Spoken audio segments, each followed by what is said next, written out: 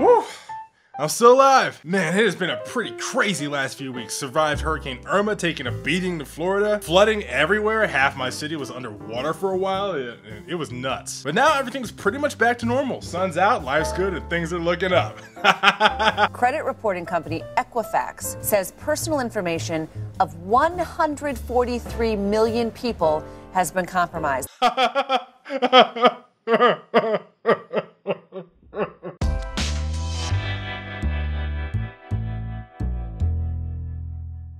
What is up, my fellow money minions? My name is Troy, also known as the Dollar Dude. How have you been? Welcome back to another video, and as all the money minions out there know, we talk personal finance and building a life full of financial freedom here, and we keep it as simple and as real world as possible. So if you're down with that and you're not yet a minion, hit that subscribe button and the little bell notification icon next to it so you don't miss a second of all of this chocolate. What'd you think I meant? Hashtag king size. Ugh, Equifax. I'm a little late to the party. I'm sure you've all heard about this by now. 143 million people compromised. Names, birth dates, addresses, social security numbers. Equifax, come on. I thought we had an understanding. I've written you letters in previous videos. My dearest, darling Equifax. I know it's been a while since I last wrote. You and I. We always had kind of a love-hate relationship. Because apparently you have no idea what the heck you're doing. You don't deserve this fedora.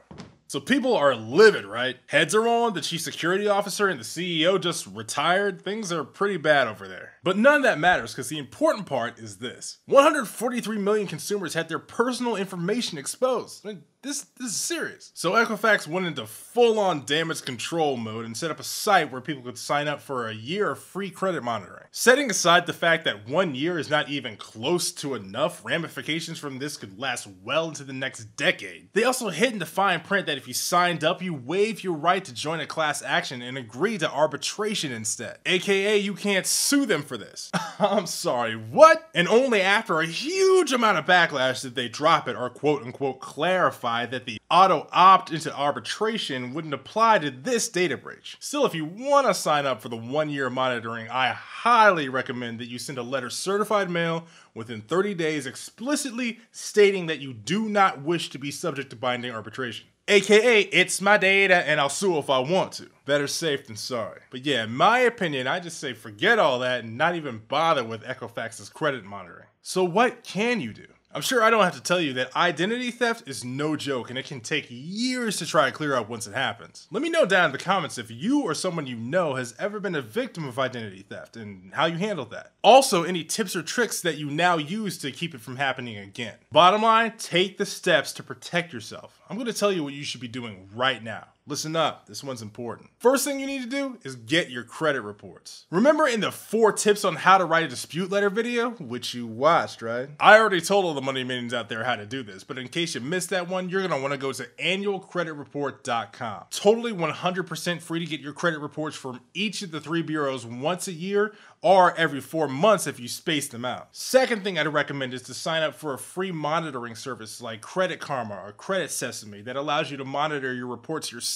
Credit Sesame lets you pull an update every month, and Credit Karma lets you pull an update every 7 days, but since it takes about 30 days for any new information to pop up on your credit report anyway, it's pretty much the same thing. Both of these services will try to suggest credit cards and other financial products to you based off of your history. That's how they make their money. It's fine. You don't gotta get mad. You can just ignore it. What you're looking for here is a free way to keep an eye on your credit reports more frequently than annualcreditreport.com can give to you by itself. Because the most frequent you can keep an eye on that is pulling one bureau's report every 4 months. Number 3, look into getting identity theft insurance. It's not too late to get identity theft protection because of this breach. This isn't the first data breach and it sure won't be the last, so it's a good idea to have this stuff in place. Lots of places offer good plans on identity theft insurance. I know Xander Insurance is one of them off the top of my head. Now you might say, identity theft protection is just a ripoff, because if your identity is stolen, they refund your money anyway. Yeah, that's right, for the most part they do. But you're missing the point. If you do lose money, the insurance will reimburse you, of course. But the main benefit is not having to deal with spending hours and hours, day after day on the phone or in the banker's office trying to clear this mess up. Ain't nobody got time for that. Your time is valuable and identity theft protection is meant to save you from all that hassle, so it's a good idea to have it in place, believe me. Number 4, and this is the big one.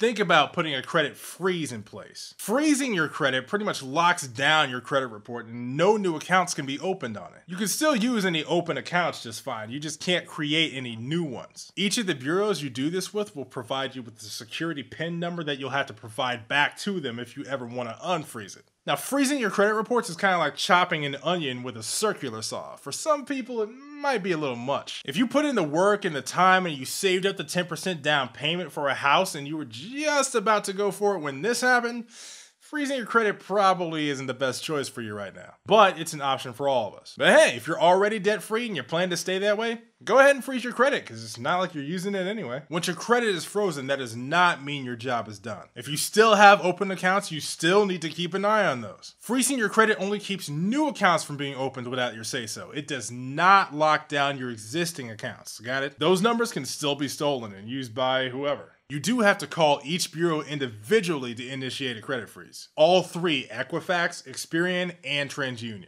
Now, it does cost a fee to do a freeze. Equifax has waived their fee because they're the reason we're all in this mess, but Experian and TransUnion do have fees, and they vary by the state that you're in. Now, when you call them up, some of them might try to talk you into locking your credit instead of freezing it. I know that TransUnion is one that does this for sure. What's the difference? Well, a credit lock is free, but it still allows the bureaus to sell your information to companies for those pre-approved offers you get in the mail sometimes. But if you freeze your credit, they can't do anything with it by law without your approval. If you want to do a freeze to protect yourself, then do a freeze to protect yourself. Don't let somebody on the phone talk you out of it if that's what you want to do. Look down below in the description. I've got the numbers you need to call for all three bureaus if you want to do this. Because I got your back, fam. By the way, if you choose to do a credit freeze, their phone numbers are getting slammed right now. Obviously, call in the middle of the night if you have to. You'll get through eventually. This Equifax data leak is a pretty bad situation nationwide, but hey, if you take the steps to protect yourself and protect your financial freedom, then we can all breathe a little bit easier.